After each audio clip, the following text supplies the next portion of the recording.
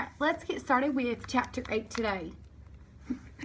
When Dixie's bald spots started growing fur, and the fur that he had begun with started to look shiny and healthy, and he didn't limp anymore, and you could tell that he was proud of looking so good, proud of not looking like a stray.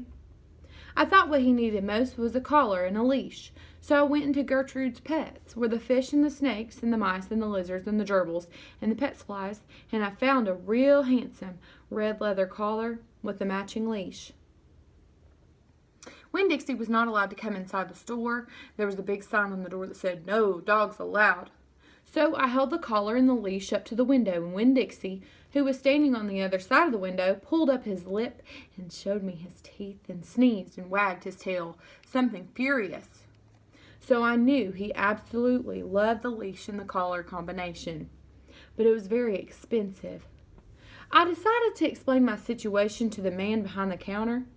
I said, "I don't get a big enough allowance to afford something this fancy, but I love this collar and leash, and so does my dog, and I was thinking maybe you could set me up on an installment plan." "Installment plan?" said the man. "Gertrude!" somebody screamed in a real irritating voice. I looked around. It was a parrot. She was sitting on top of the fish tanks looking right at me. "An installment plan," I said, ignoring the parrot. "You know, where I promise to give you my allowance every week, and you give me the leash and the collar now." "I don't think I can do that," said the man. He shook his head. "No, the owner, she wouldn't like that." He looked down at the counter. He wouldn't look at me. He had thick black hair and was slicked back, kind of like Elvis Presley. He had a name on the tag that said Otis. "Or I could work for you," I said. "I could come in and sweep the floors and dust the shelves and take out the trash. I could do that." I looked around at Gertrude's Pets. There were sand and sunflower seed shells and a big dust bunny all over the floor. I could tell that place needed to be swept. Said Otis. He looked down at the counter some more. "Gertrude!" the parrot screamed again. "I'm real trustworthy," I said. "I'm new in town, but my daddy is a preacher. He's the preacher at Open Arms Baptist Church of Naomi, so I'm real honest. But the only thing is, when Dixie, my dog, he would have to come inside with me, because if we get separated for too long, he starts to howl something terrible." "Gertrude doesn't like dogs," said Otis. "Is she the owner?" I asked. No.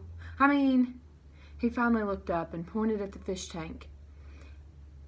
"That Gertrude, the parrot. I named her after the owner."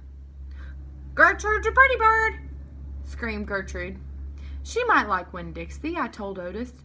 "Almost everyone does. Maybe he could come inside and meet her. And if the two of them get along, then maybe I could have a job."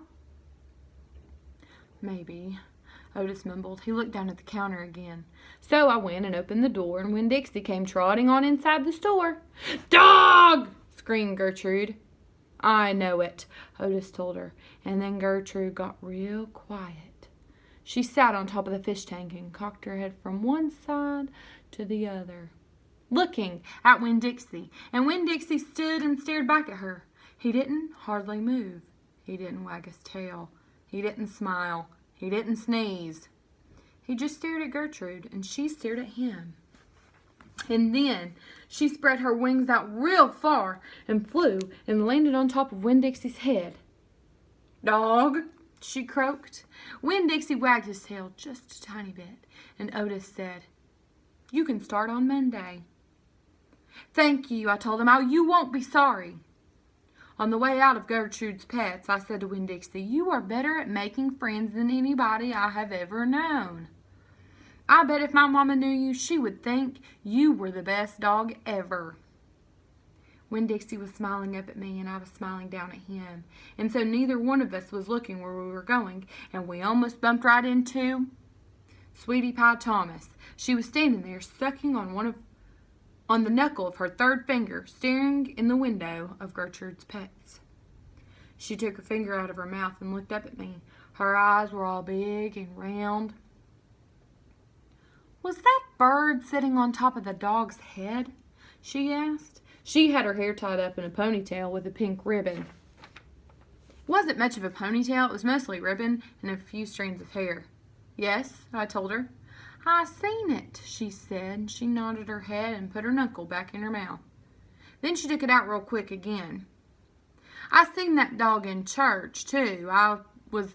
He was catching a mouse. I want a dog just like that, but my mama won't let me get no dog. She says if I'm real good, I might get to buy me a goldfish or one of them gerbils. That's what she says. Can I pet your dog? Sure, I told her. Sweetie Pie stroked Winn Dixie's head so long and serious that his eyes drooped halfway closed, and drool came out the side of his mouth. I'm going to be 6 years old in September.